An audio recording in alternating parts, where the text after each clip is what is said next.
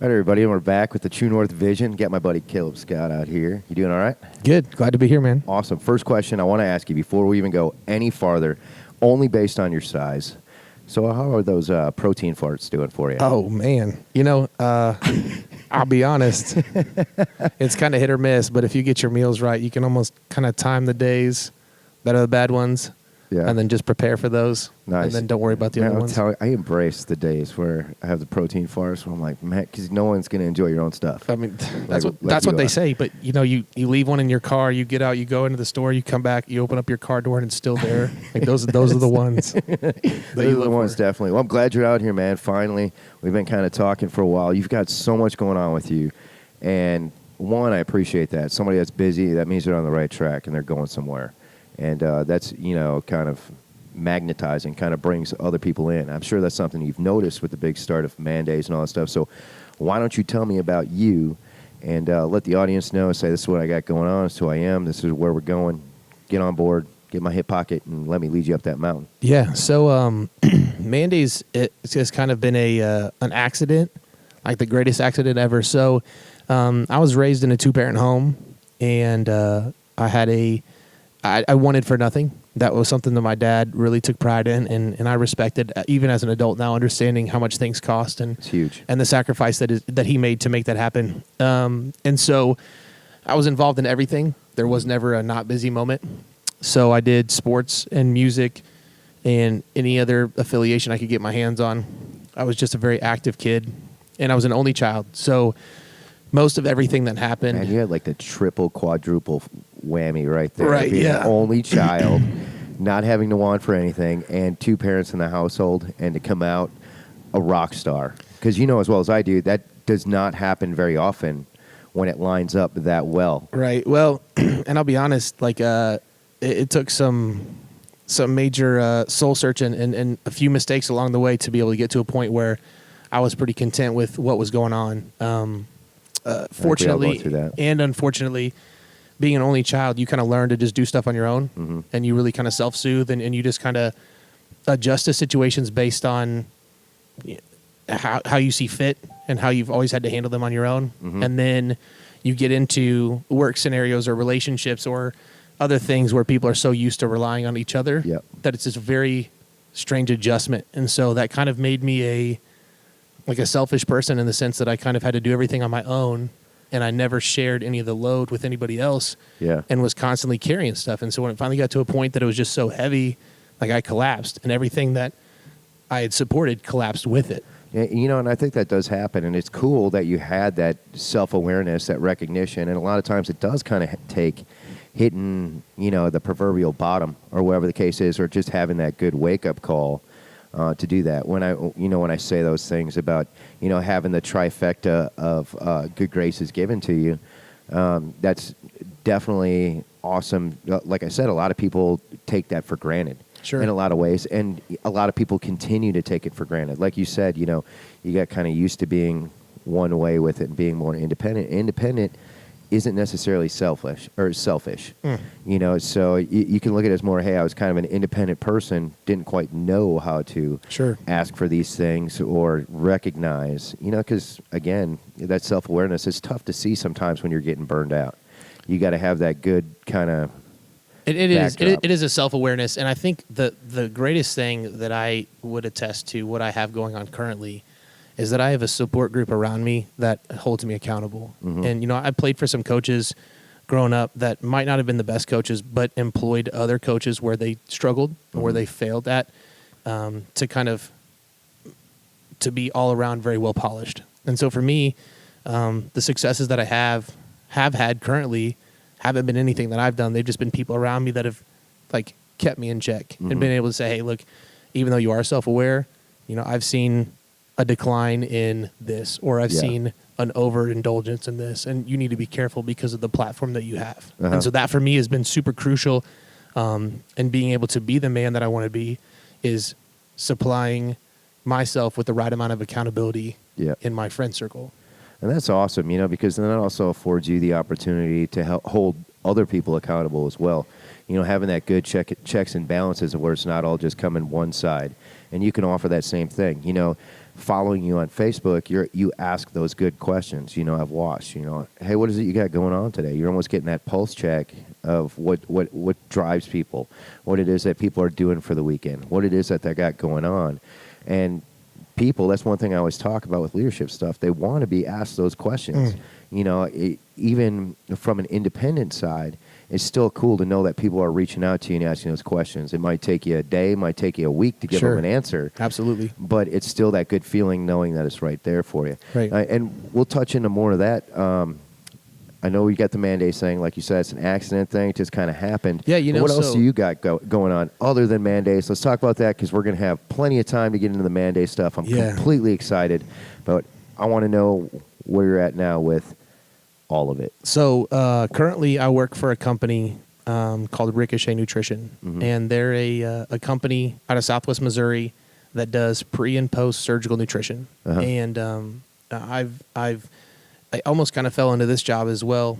I had a couple of medical jobs, and I just kind of saw how the industry was exploiting cost, and it was really hurting patients, and it was really hurting families. And I didn't believe in working for a company that had, finances and financial gain at the cost of patient care. Gotcha. Or at the cost of people not being able to afford that kind of care. And so I left. And so I ended up connecting with my current bosses now, Dr. Troy and Kendra Morrison. And they're out of Bolivar, Missouri. And they have a product that patients take before and after surgery that helps optimize patient outcomes. And so right now in the hospital world, every hospital is being held accountable for cost. Mm-hmm. And so cost of care is super expensive. And Medicare is doing all this stuff to try and reduce costs. And one of the ways that you can really do that is by addressing a patient's nutrition. Uh-huh. Yeah, definitely. I've watched so many different things on that. Like I'm one of those guys, and people kind of talk about it a lot now. When I go on YouTube and I want to watch a documentary, it'll start off, like something will kind of trigger it. Like I want to know how far it is to Saturn. And next thing I know is I'm watching a YouTube documentary on how Snoop Dogg got out of Compton. It's like I have no idea how it happens, but it's like a suggested video for you next. Right. And, and some of the things I have watched has been on the nutrition side of recovery, on the medical side of the house, and how important it is, and how they've addressed different things like Asperger's and the OCD and stuff like that, how nutrition and diet plays such a huge role. Absolutely. And we don't even notice it. Well, it's stuff that we do, like we put emphasis on nutrition in every part of our lives. Mm-hmm. Even our pets have certain nutrition. We pay attention to what's in their food. Yeah. And then when it comes to something like healing, wound healing, and preparing for surgery, it's like the least thing talked about. Yeah. And so it just doesn't make a lot of sense. So now there's a lot of literature coming out saying, hey, like we talk about smoking, we talk about obesity, we talk about all these different things, but like the main thing that really contributes to these post-operative complications is just poor nutrition. That's crazy. I wouldn't have put two and two together like that either. Well, and it's a lack of education. A lot of people have never known what a quality diet looks like. Uh-huh. And a lot of the times these people are experiencing these complications is just because they have poor eating habits. No, it's easier to eat unhealthy 100%. And way cheaper to eat unhealthy. I love eating unhealthy. Tell me about it. I think most people do. Now, is there a part of that looking from like the medical side? Is there a reason why they haven't talked about it? Why they haven't put the two and two together? Or have they put the two and two together and they've kind of avoided that conversation because you figure out the nutrition part, and it is a heck of a lot cheaper in the long run. I mean, do you think there's some of that in there? Because like you said, hey, I didn't want to be at this medical facility for this reason. Well, cost drives everything. Money talks, and that's true in any industry. And so originally, the way that Medicare would reimburse surgeons and hospitals and facilities for surgeries, if they had a bad outcome, they'd come back to the hospital for an additional surgery, and Medicare would just pay them again. Yeah. And so now they're like, this is not a smart way. This is not an efficient way to do what we're doing. So we should probably try and change it. Yeah. And so hospitals are trying to do everything intraoperatively, and they're trying to hire all these consultants and stuff. And there's just so much data that says, hey, like if you just pay attention to what you put in your body will function a lot better. Yeah. And so then we have a product that's immunonutrition, And so patients take it 6 days before and 6 days after surgery. And it reduces post-op complications, lowers infection, gets the patient out of the hospital quicker. That's cool. See, and that's awesome. And that's the stuff that I love, the fact, having the podcast and having this platform, that I guarantee that I'm not the only one that's listening to this or sitting here right now going, sure. Right. I didn't even think about that, and I mean, of course, being a conspiracy theorist and stuff like that, you have to wonder, it's like, okay, who is hiding that? Right. But I think realistically, right. Most Americans just don't want to hear it anyway. They're like, well, and it's such an easy fix. People don't anticipate it being as robust as what it promises. You know what I mean? We think, oh no, we've got to end smoking altogether. We've got to have this really special tool or instrument within the operating room that does this. And really, we're like, nope. It's pretty simple because patient compliance is huge. We know that in every industry. It's hard to get consumers to do something outside of the norm. I agree. So Jimmy, for us to be able to say, we need you to fast for 12 hours. Right, nah. right, Hey, exactly. Jimmy, we need you to get a good night's sleep exactly. before. Nah. Well, and a lot of these patients that really need it are patients that have already developed a lifestyle that is kind of destructive anyways. Yeah. So saying, hey, we want you to stop smoking 60 days before your surgery. Like that's not going to be done. I mean, good luck. Yeah. Like I wish the best to all of them, but that's something very, very difficult because that's been a lifestyle choice. Yeah. Now, could we get them optimized for surgery? So the other side of our product is the cancer world. And so we've seen a lot of people that have had radiation or chemotherapy that really struggle kind of getting back to the everyday life because their immune system just takes such a huge hit that our product helps them get back to doing what it is they want to do. And so Ricochet specifically is an immunonutrition formula that takes patients from like a really down, defeated, vulnerable state, immune system-wise, and kind of boosts them and allows them to create new cell growth and tissue repair and protect their immune system. See, that's awesome stuff. And to me, that's really interesting, because stuff that's important to me is kind of, not wanting to be down for too long. Sure. I can't afford it when Absolutely. I'm out here. Like, I have those days where I've rolled an ankle or I've done whatever, and if I'm down 2 days, I'm, like, sitting there, like, freaking out because I know stuff's got to get done out here in the compound and stuff we got to work on. And it's like that on the football side of the house. I know you play football. You play with Missouri. What is it? Missouri Warriors. Yeah. Missouri Warriors. Yeah. I couldn't think of it. I know you play with Missouri Warriors. I do. Same thing for football, teams and, sports-related stuff where it's like those guys, you've got to be back out on the field. Sure. If you're in a key position, I need you healthy, and that stuff. And I think sports teams do a pretty good job of pushing nutrition. Well, and that's the thing that's so odd to me is that if you want to find value in something, you look where it's being used already. And so you think, okay, the professional athletes are doing all types of physical therapy, all types of nutrition, supplementation. Why aren't we doing it clinically? Why aren't we doing it in our own lives? Yeah, and think about that. And for those that are listening, business owners, stuff like that, how important it is to be encouraging those good lifestyle changes. Absolutely. And there's obviously going to be that pushback, where, some dude working in a factory, is going to say to his guys on the line, like, really, are you going to eat those Pringles right now? They're going to be like, yeah, dude. 100%. Sorry. I've lived on Pringles for 15 years. Yeah. And I think that's why you see a lot of it on the fire department and like the fire departments and stuff too, pushing that health side and eating healthy because they know they're going to get a better firefighter out of it. Sure. So it is kind of curious, everybody wants to make, $30 an hour, but why don't you just focus on the stuff that's going to keep you healthy? Absolutely. Work your way up into those jobs where you're getting paid that. And, that's just my mindset. I know not everybody can do that, but we live in such a culture that is so immediate and it's so accessible. And so we think everything should come immediately and it should come at a convenience because everything's convenience. We have a gas station, you can walk 5 feet and buy literally anything you want. Yeah. So in the same culture, we've developed this idea that says, okay, let's do the same thing occupationally. I've been here for 5 minutes. I definitely should own the company by now. So why don't I? Yeah, it's putting it, dude, so many people are so behind the power curve on putting in work. Just putting in work, just putting your nose down and getting your work done and letting that do the talking. But you've got so much of this chatter, so much going on, and all of a sudden, you're on Facebook and you see there's another job opening or whatever it is. You're on the internet and you're like, and just move on to the next job. I talked about this in one of the last podcasts, like that inability to follow through with a job. And where I was at a company where the dude I was standing there in the main office and he's like, hey, I'm turning in my badge, I'm quitting. And I'm standing there just kind of watching it like, what? You know, and the secretary's like, oh, did you let your supervisor know? He's like, no, I couldn't find him. I'm quitting. She's like, well, good luck to you. You know, where are you going to now? He's like, I don't know. Something will come up. It's like, wow. Like, this is literally the world we are living in. It's the culture that's been built, man. There's no... And so, you know what? I really feel like, and this is a plug for my boss. I would genuinely do anything for him inside the workforce, outside the workforce. But it's because he's created a culture with me that has empowered me to want to do that for him. Yep. Even on days that I have off, even on weekends, even on late nights, like I'm still willing to do it because he has given me every opportunity to succeed. That's cool. He treats me right. He is, he's informative. He pays me probably way more than I deserve. Yeah.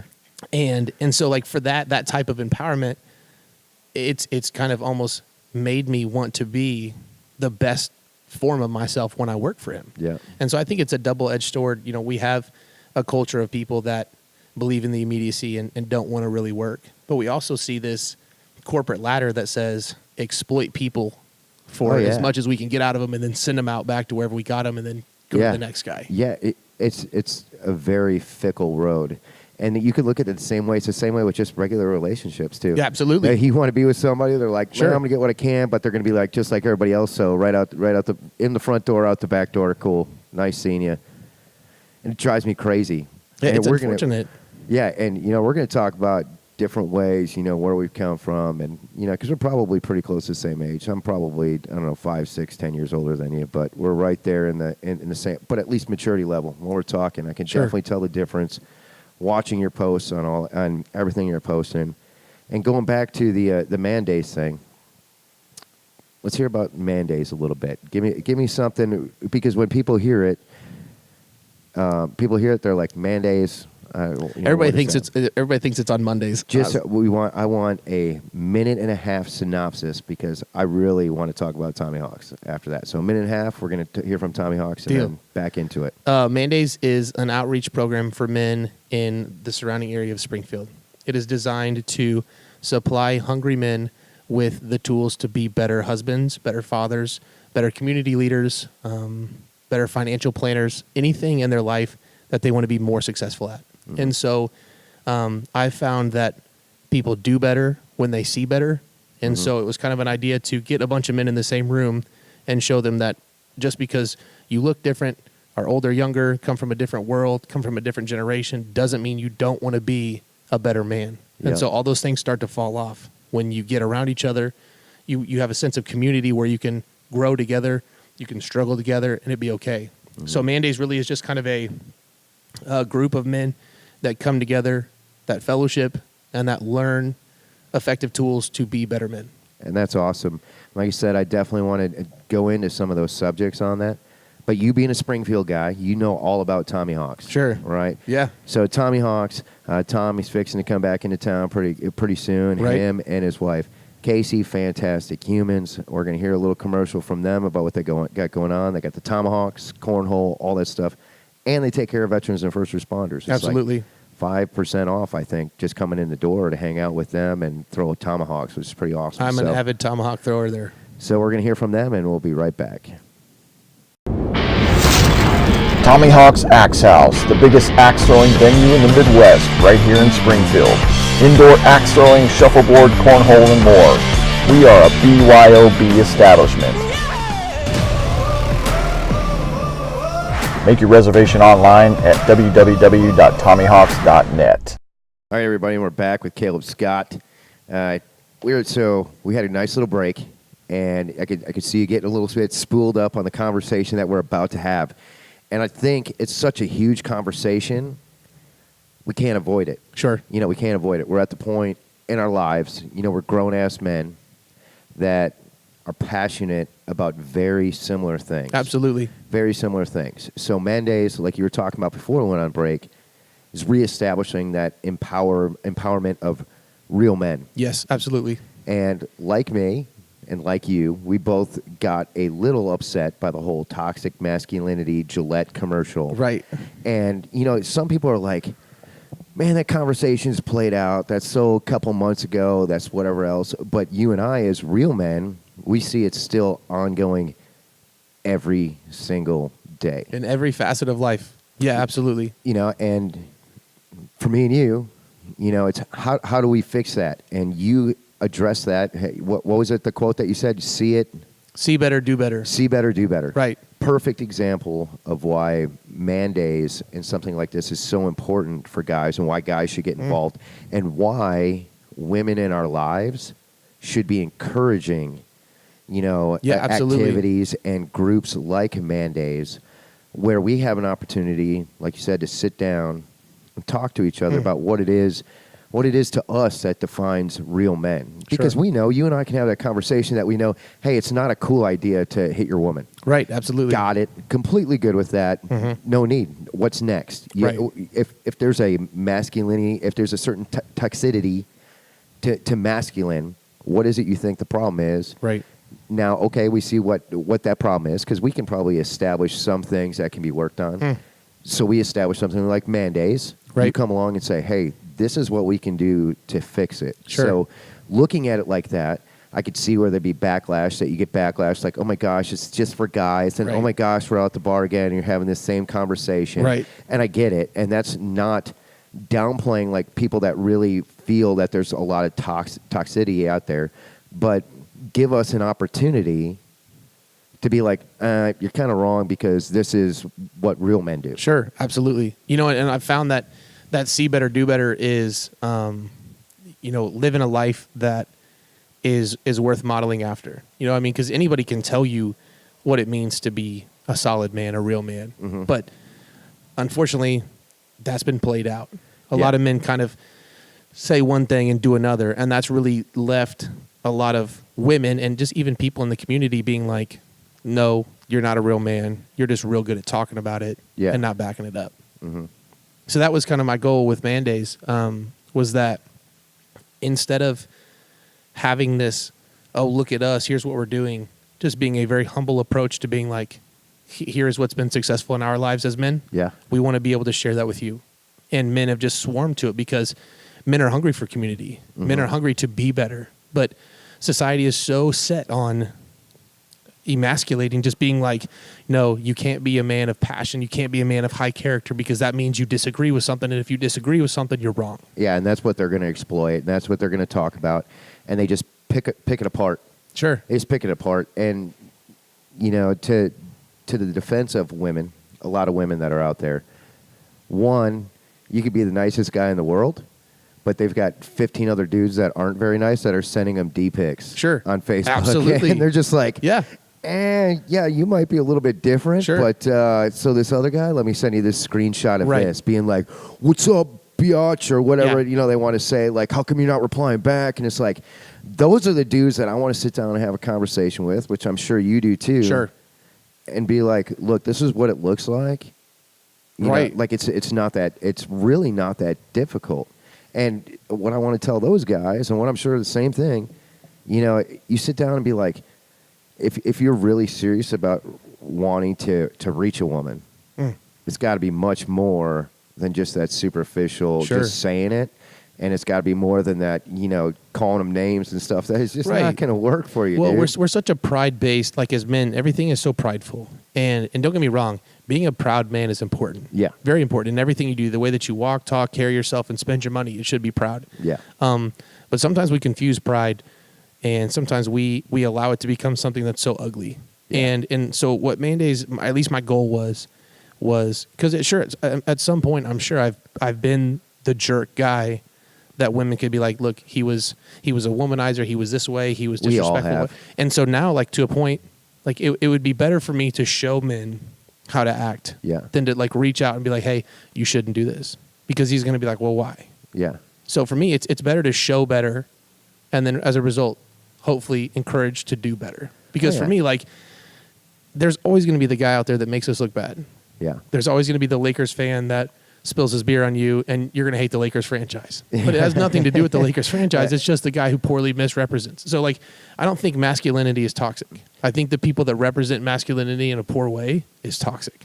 Also agree. And I also think another thing that's toxic, just like you'll see in the law enforcement community, unfortunately, is how easy, and actually in anything, how easy is it to come to the defense of someone else that might or might not be doing something on the up and up. Right. I think that's a big thing we also have to address as dudes. Like, hey, we get it. There is a such thing as sexual harassment. There is a such thing as dudes that, do this and do that. But don't let that define all of us. Sure, absolutely. And we have to be the first ones to be like, that's another thing I talk about. I'm like, okay, well, send a guy that sends those D-pics my way. Because if it's one of my buddies, I'm going to be like, dude, fix yourself. Right, absolutely. Like, literally just fix yourself because you are part of the problem. Now, and on that, we're all human. I think that's a big thing. Sure. When I talk leadership, when I talk being a man, when I talk being a good human, is the fact that we have to forgive ourselves for being human sometimes. Absolutely. And, we all come from different paths. And how we ended up here might be totally different than the guy next to you or the lady that you're interacting with. And so you can't just assume that somebody knows your intent or knows what you were meaning when you said something a certain way. And so, kind of like you said, though, if it was one of your buddies, you would call him out.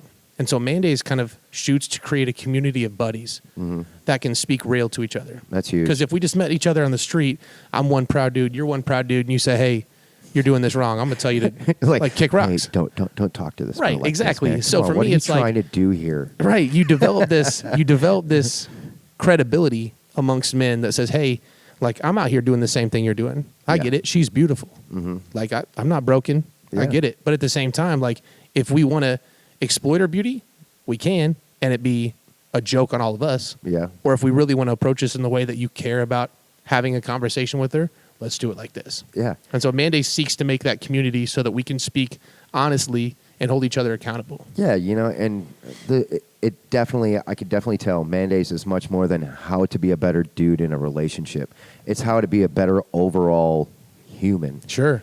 When you get that, you used a term earlier that I was like, man, you got it when you were talking about the nutrition place. When you said culture, that there's a good culture there. And, like with True North, our big thing, we talk about that with companies and businesses coming out. We want to change the culture. And a great line that I heard is, you raise the tide, all the boats will follow. True. And that's exactly what Mandates is doing. That's exactly what True North is doing. That's exactly what we should be doing as men. Absolutely. Setting the example. But it's more than just saying it. It's being, when you're your own product. Absolutely. Yeah, and that's ultimately what it is, and I'm sure every man can attest to having a man in their life growing up that was the king of saying how to act and the king of not following through. Yeah. 100%. And so that tells them, well, what am I supposed to do in regards to actually being that man, because I was never shown it. Yep. And so sometimes it takes you being the pioneer of your own ideas. Sometimes it makes you the one that has to say, you know what, like, this is how I want it to look. There's nobody else that's going to do it, and I'm going to step up and do it. Definitely. And this is something that you can use too, because there's so many things. Like, it's actually kind of blowing my mind how much of you say the same things, and you're empowering and putting in the same things that I look to do and everything, and that I look to teach and show and all that stuff. And one big thing, I'm not sure if you quite thought about it this way, but one thing that we talk about is trust. Now, when we talk about the trust aspect, I'm not talking about somebody that's a liar. I'm talking about somebody that, says they're going to do one thing and does another. Sure. When they don't do that, it begins to chip away at that trust. Absolutely. And that's so tough to get back. So when I'm talking to leaders and I'm talking to upcoming leaders and potential leaders, how you get this, meter of trust that you have. And you can look at it in relationships. It works the same way. How many relationships have we been in where someone starts to chip it away at that, and then I'm like, I'm going to ask them to do this, but I just know it's not going to happen. Yeah. That's because you're already lower on that trust level. And it works the same way. And I would say 90% of the time, it's not even intentional. People generally want to do the right thing. Yeah, they absolutely. generally want to help other people. The problem is become people pleasers, or the ego gets involved.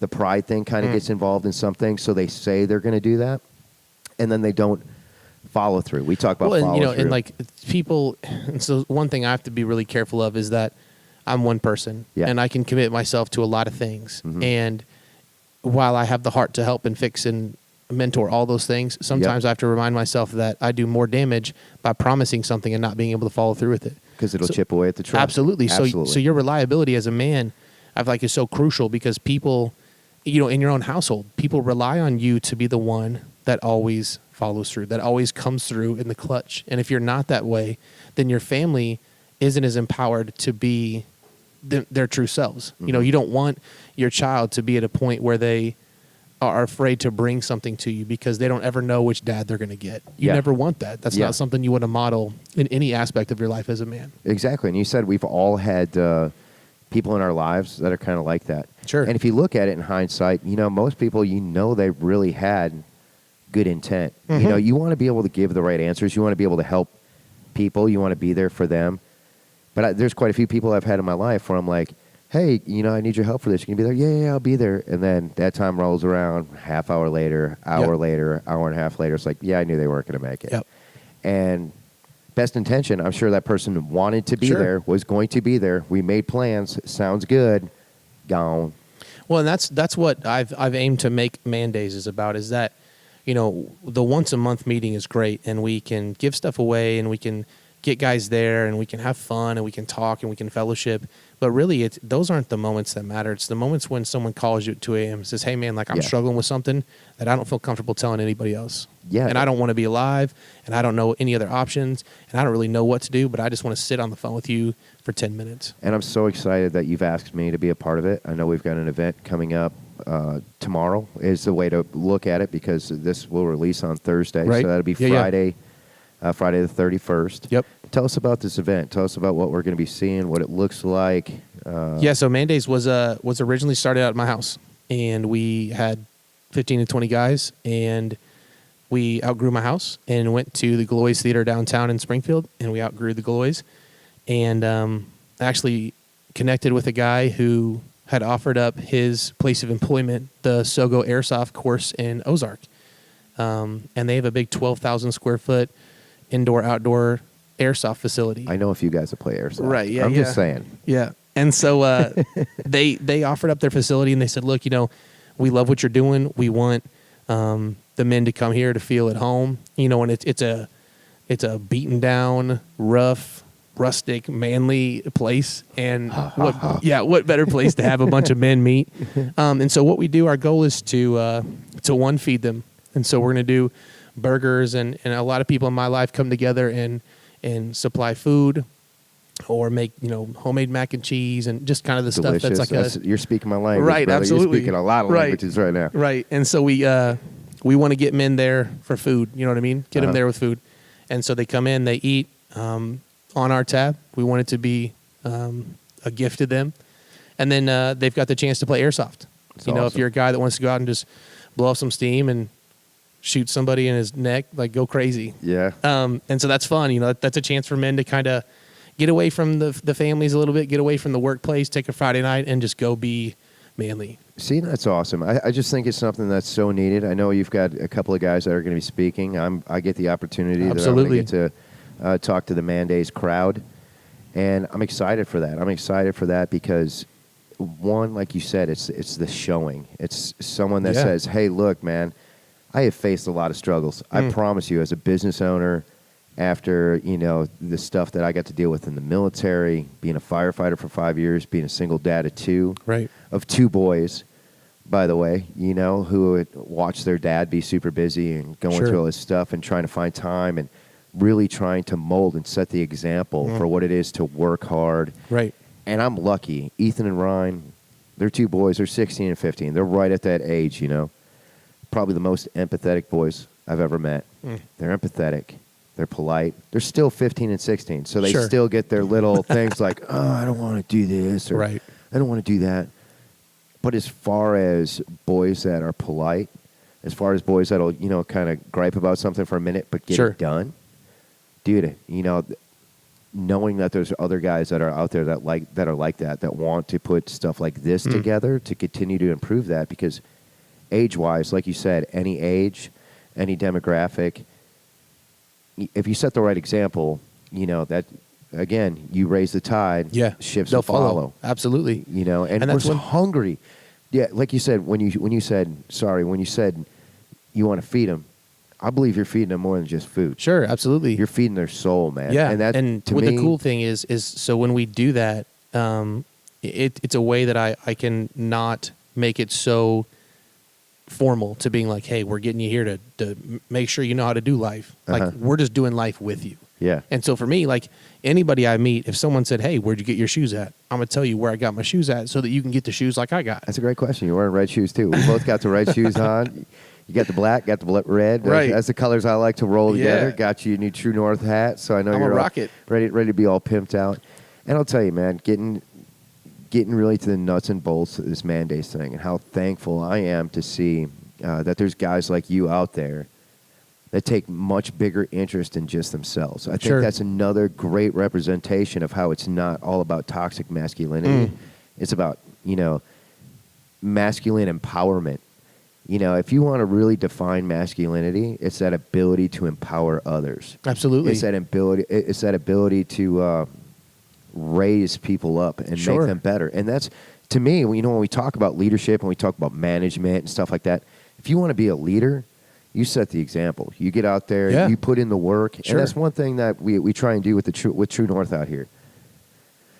If I even got minimum wage for the amount of hours I have spent out here, which is not the case, I guarantee it, the amount of hours I've put in here because I know it's got to get done. And I set the example. Right. Dudes want to be around that. That's one thing. So my dad, he comes out here. I'm not sure if you know this. Okay. But my dad, he comes out here. He hangs out. He was a banker for 35 years. Awesome man. A lot of great leadership roles. When we first started doing this, I had a bunch of my buddies, all veterans, that would come out here and work 12 hours a day, 14 hours a day, in the cold, just out there, just building everything that we got going on out there. Right. We get done with the day, and they thank me for letting them come out here to put in that much work and to hang out. And my dad was like, I do not know how you do it. I'm like, it's not me. Right. It's the fact that we're a team, that it's not about me. It's about, what we're trying to create. Yeah, it's the idea. And because that's the greatest thing that I really try and back myself out of Man Days as often as I can, because the more that you assign an idea to a person, the more vulnerable that idea becomes, because a person's going to screw up. They're going to fail. Like, I'm going to let people down. Like, I was designed that way. I don't want to, and I'm working every day to make sure that I am everything that I promised to be. But also at the same time, you assign it to an idea, the idea of being a better man. Definitely. And it's that whole selfless service thing, which is so important. And speaking of, we're going to be hearing real quick from Compass Quest Veteran Services. And Ted Donaldson out there, epitome of man, epitome of selfless service. So we're going to hear from him. When we come back, we're going to talk a little bit more about that. And then we're going to talk about the Joplin Outlaws baseball game we got coming up, too. And we'll probably talk a little bit more about the whole masculinity thing. I'll take it. It's kind of what we do. All right, we'll be right back.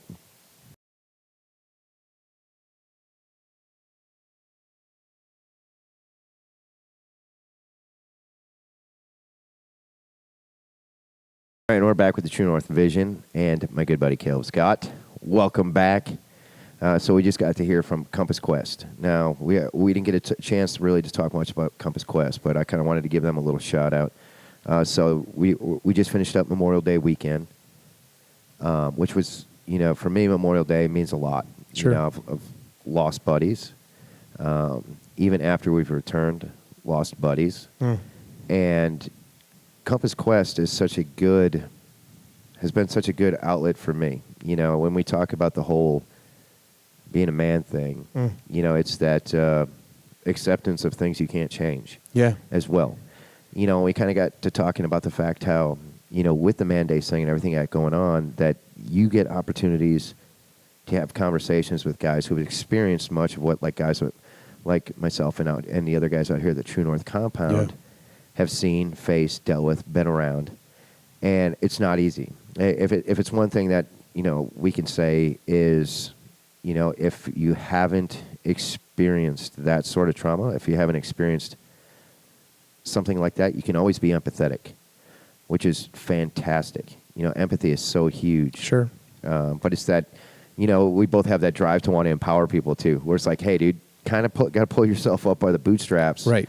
And, put a plan into action. Right. And that's a very tough, fickle beast for a lot of people. They don't they just can't. It seems like they're spinning their tires, Yeah. and they just can't get that traction, you know. And so you've got guys like you that want to be able to pull out those sandbags and throw that sand down right in front, help them get traction. And even though we're doing it, and they're maybe not realizing we're throwing that sand down, they're still kind of staying there and still twisting that up, you know. So like I told you when we were out there talking before, you know, for any of the guys that, you know, hang out at the Man Day stuff, sure, any of the guys that you have reach with, you know, our doors out here at True North are always open for them to come out here, come hang with us, come be a part of the True North team, and get, you know, and kind of reinvent, not necessarily reinvent themselves, but remember, sure, you know, that there were better days and there will be better days ahead again. And right. I think that the thing that we do that is so difficult, especially for military personnel, is there's such a separation between, you know, what you were a part of and then kind of coming home. And I think one thing that, at least what I've gathered from you, is that you've tried to blend those two together. So a lot of the things that you learned, a lot of things that you experienced, a lot of things that you put yourself through only made you that much better at life here. Yeah. And instead of trying to separate the two so much, learning that there's such a crossover. Find a healthy blend. Absolutely. And I think that's the real key. And I think that's so huge on the Man Day stuff, that platform of doing that, of finding the different ways to, you know, find those hobbies, find what it is that really is like, you know, I've talked about this before. I'm not sure if I've talked about it in a podcast before. I think I did in the movie Phenomenon. Okay, have you ever seen that movie, John Travolta? Yeah. When he's talking about when he showed interest in that girl, and he was buying all those chairs, and the conversation happened when the one guy was having an argument with his wife. He's like, "Well, do you even know what your wife's chairs are? Are you investing? What are you investing in her? You know, when she's putting her effort into that." And I think, you know, looking at the Man Days and just being a man, being a human, being an individual, everybody's got to have their chairs, what it is that they're passionate about. And we've had that conversation where it doesn't have to be the gym. It doesn't have to be out shooting guns, you know, and I know we both like to do stuff like that. Sure. But there's so much value in the human spirit, in passion. Sure. So no matter what it is, whether it is lifting weights or whatever, it can be painting, like we talked about the Spiva Arts Center. I know Compass Quest, going back to Compass Quest is very heavily invested in helping veterans get into painting and pottery. And it's always been, that's been kind of taboo, like, that doesn't seem real manly. Right. But I think people kind of miss the point on what it is to be manly, that it doesn't have to be lifting weights or shooting guns. Sure. It's passion. Absolutely. That is 100% what people respond to is passion. Yeah. You know, like when I'm talking about the leadership training and doing the leadership training, that it's much more than the running and gunning. And I think us as veterans, you know, embracing that. You know, we knew we were good when we were across seas or running missions. We knew what we were doing was important. Right. It's reinstilling the fact that we still offer so much to whatever it is that we touch. Yep. You know, so for the veterans and for guys that are out there and they're having, you know, these issues trying to find out where they fit, you guys are offering a great platform for that, to at least have that conversation. Right. At least a place to find out. We're not saying, hey, be this person. We're saying these are examples of how we became the person that we are. Sure. What it is that we did to own ourselves. And I think if it gets looked at more that way, I'd love your opinion if I'm kind of on track here with what your goal is, because it's so important. Yeah, it's identifying purpose. And when you get men who have so much energy and have so much drive, but it's so without direction, it just kind of turns into reckless living. Yeah. Or a lot of the times it turns into depression because they feel like they have this desire, but they don't know how to facilitate said desire. So for us, you know, and like we said, like not everybody's going to be the weightlifting type. Not everybody's going to be the shoot guns type. And so you're right. What we're trying to instill in men is not necessarily looking like society's idea of this like rough and tough. With our kick beards, the door down. with our beards, a little bit of muscle, shooting guns. We know how it is. Tattoos on the arms. Sure. That's cool. You're not stereotypical at absolutely. all. But so for me too, you know, like even in your sons being polite, you know, being polite, being So like one thing that I value a lot is my relationship with my mom. Mm-hmm. And that's kind of a weird thing for some men sometimes because it's not always cool to like be your mom's friend. And so my mom and I kick it all the time. And she, to me, provides me with so much value because she can speak things to me that my dad might not be able to. Yeah. And vice versa. And so like being a man is the healthy blend like you talked about.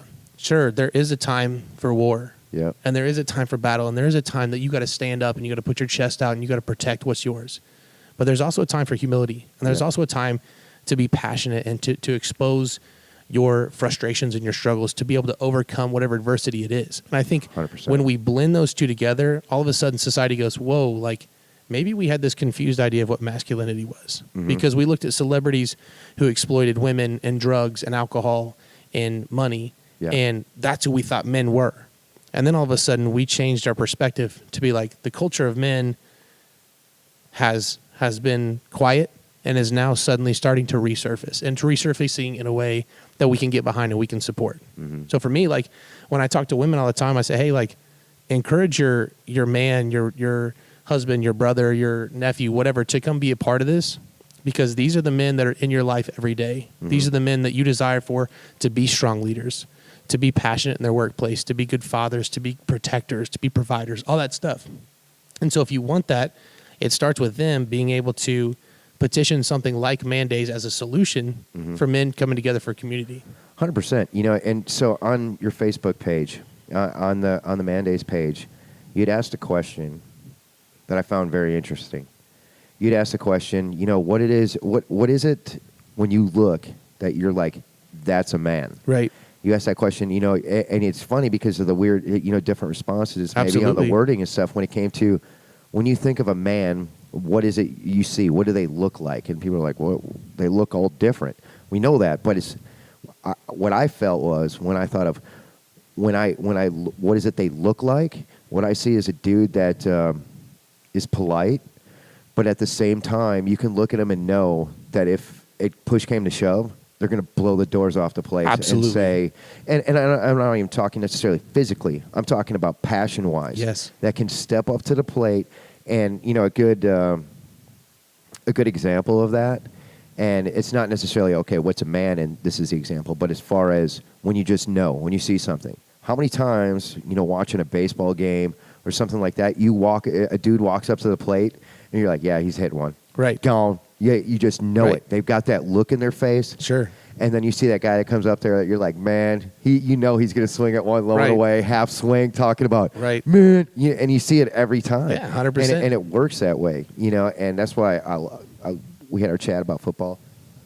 But I love the game of baseball. I love the game of baseball for that reason. That dude that comes up to the plate, he's all alone, put up or shut up. Sure. And sometimes, you know, obviously you're going against one other guy. Sometimes that pitcher is going to get the best of you. I love that war of the pitcher-batter. I absolutely love that war. There's so many variables that are added to it. Yeah. And there's times where I've cheered for the pitcher. There's times that I've cheered for the hitter. You know, and you can always tell the difference, though. When a pitcher is just firing hot.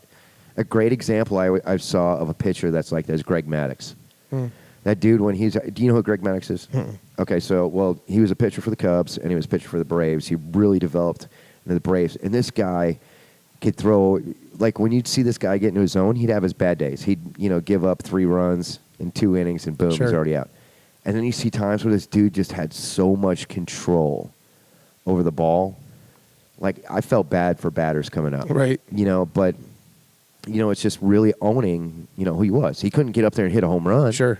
You know, but the fact that he could get up there and be able to manipulate a baseball, Right. you know, it's a great, you know, people always, you know, really cherish the home run hitter. Yeah. That dude that comes up and can jack the long ball. There's always been something about a home run. But there's something about the art. One, it's really tough to hit a baseball. But there's something about the art of a pitcher. Sure. You know, and how he can manipulate a ball, know what pitch he's got to be throwing. And it's such a battle going back and forth. Yeah. And, you know, I kind of led into baseball there because, you know, we've got the Joplin Outlaws game coming up. It's Veteran Appreciation Night, Right. Which is June 15th, and it's fantastic. We're raising money for the Brotherhood of Warriors, which is our new nonprofit out here. which again lines up with your vision of, empowerment. Absolutely. So with Brotherhood of Warriors, our big goal, our main goal, is the reintegration of veterans into the community. Right. Whether they've been out of the military for 6 minutes or 6 years, Right. whether they saw so much combat that it's absolutely ridiculous, Right. to support guys, anybody, it's a challenge when Sure. you are a veteran, and I don't even know how to always explain it sometimes, but this feeling of when you come back, how you feel like you almost lose a part of who you are. And with True North, with Brotherhood of Warriors, with everything that we do, we try to reaffirm the importance of veterans. Absolutely. Whether we're talking to companies, whether we're talking to businesses, whether we're talking to the veteran themselves, no matter who it is, we want to empower veterans. Yeah. And again, going back to that same storyline of your goal of that empowerment and all that stuff, there's just such a good blend of how we can help each other and how we can grow things and make it better. Absolutely. And that's why, talking about the mandates and all that stuff, I want as many guys as possible. I want to start a revolution. Absolutely. You've got so many people out there that want to start revolutions for the wrong reasons. Sure. And especially today's day and age, man, you can't throw a rock without hitting a Facebook post with somebody complaining about something or not having a solution. Absolutely. Or this is wrong, or this upsets me, or this what bothers me. You were talking earlier about, okay, say that, but now what are we going to do? What are you Sure. offering up? So talk about that a little bit. So my thing is, there are so many problems, so many identifiable problems, and so many people spend so much time talking about said problem without any solution. Mm-hmm. And so in my heart, if toxic masculinity is something that really plagues our society, what are we doing to really address what we think toxic masculinity is? And we're not doing anything. We're complaining about it. We find all of these things where we can say... we made a commercial. Right. Isn't that important? There you go. We made a Gillette commercial. Right, and with no solutions. So we spend so much time in media and literature being like, oh, well, men have been this for so long, and how dare they do this? And I'll be honest, like sometimes we do things out of passion that are a little aggressive sometimes. Mm-hmm. And we've as a culture decided that aggressive and passion are bad words now. Yeah. Because if you believe in something and you stand on it, but it stands on something that disagrees with somebody else, you're suddenly wrong. But on the flip side of that, I think people are hungry. When you said you wanted to feed the men that come out there, I think people are hungry for that direction. Sure. People are hungry to feel empowered and to be better. The problem is the loudest voices we've had so far are trying to direct that empowerment and direct that cause in this negative direction. Sure. In this feel bad for me direction. Right. In this, poor me direction, and what about me direction. Well, and a lot of the men that have petitioned this kind of idea of being better men have ended up being terrible men. So like what we said earlier is that, yeah, it's important to let men know what to do and how to do it, but it's way more important to actually show them that you can do it and you can do it consistently. Yeah. Because all we see in society is, if you're in the rap culture, like there's nobody rapping about treating women with respect. There is, but they're not going to make it right, into the exactly. top 10. Right. And so media continues to push this idea of reaffirming that men are bad, and anytime men do this, it's some negative support. And so for me, it's like, look, instead of putting all these posts about how good we are and how good this group is, whatever, like I'm just going to keep it really small in the sense that we will show you instead of tell you. Yeah. And I think that's another thing with True North. It's like people are like, well, tell me about what it is. I'm like, come on out, let me show you. Right. And the people that we've seen that have come through these doors, it amazes me. It amazes me what it's like when you can empower somebody that hadn't been offered that opportunity before or on a regular basis, and see how they're starved to be out front. Now you're going to have people, and we've had people that still kind of struggle with a lot of things. Sure. But failure's okay. And I think that's another thing when it comes into the pride and all that stuff, that failure's all right. We're not expecting... You should never expect perfection out of yourself. Right. You're setting yourself up for the worst type of feeling, and that's why I always say, forgive yourself for being human, because it's going to happen. You're going to be human. You're going to mess up. It's not going to be perfect. But if you can utilize those shortcomings, if you can utilize those failures to make you better, that's what really defines being a good person, being a good man. You know, and you know, with the focus on that today, obviously talking about mandates and stuff, how hungry and thirsty, you know, and you know, so I battle with that sometimes, to be completely honest, when it comes to President Trump. I battle with that a lot. I think there's a lot of stuff he's really doing well. Right.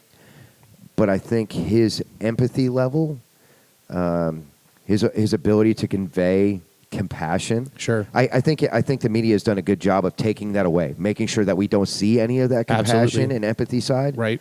I get that.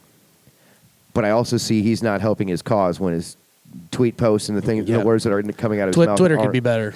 Yeah. You know, and that's just life, but that's one of those things. Like, look, he's doing a good job, but he could be doing things so much better. Sure, absolutely. And we all can. And, you know, he's right in the crosshairs and right there, but perfect. What better example, what more polarizing a figure than Donald Trump? I mean, well, and you get to a point as a man, if you ever think that you got it all figured out, that's when you're the most likely to fail. Yeah. So constantly being a student, you get on Facebook and you see all these guys and they talk about all these throwing out the old ways of business and they're making all this money. And so kids are doing all this reckless stuff because, you know, all these, you know, the Tesla guys making billions and billions of dollars and that Gary Vaynerchuk guy's making millions of dollars. And so he's telling them, hey, if you don't like this job, go to the next job. And so we kind of we have this teeter-totter of conflicting ideas. And so, like you said, being a student and constantly being able to check yourself, learn from it, and be a better person. Never stop learning. Will never fail you. It never does. And that's another thing that we talk about in our leadership training is that for me, there's certain things I go through every single day. And one of the big ones is personal and professional development. I'm always trying to be better at being myself.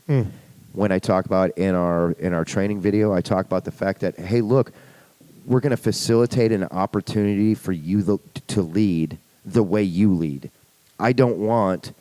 I'm not looking to create 1,000 Jimmys. I'm not trying to create 1,000 people to grow a beard and be able to shoot guns and all that cool stuff. I'm trying to help facilitate people's opportunity to become better individuals. Yeah. And saying that, dude, it's been so good to have you out here. It's been a lot of fun, man. I appreciate you having me, man. You know, it's crazy. I think it's awesome what you guys are doing. I want to play a part of it any way I can and help out any way I can. And obviously with my wheelhouse being on the veteran side, first responder side, any one of those guys, doors are always open for us. I'm looking forward to the opportunity to come and get and talk to you guys and hang out and be a part of the team, which is going to be good. So, it'll be a good time. With that, we're going to get to hear from 2 Bravo Laser Design, which makes these awesome tumblers, which I happen to be very much involved with. So saying that, dude, pleasure, and we'll see you real soon. Sounds good, sir. Right. Thank you, man. Out of here.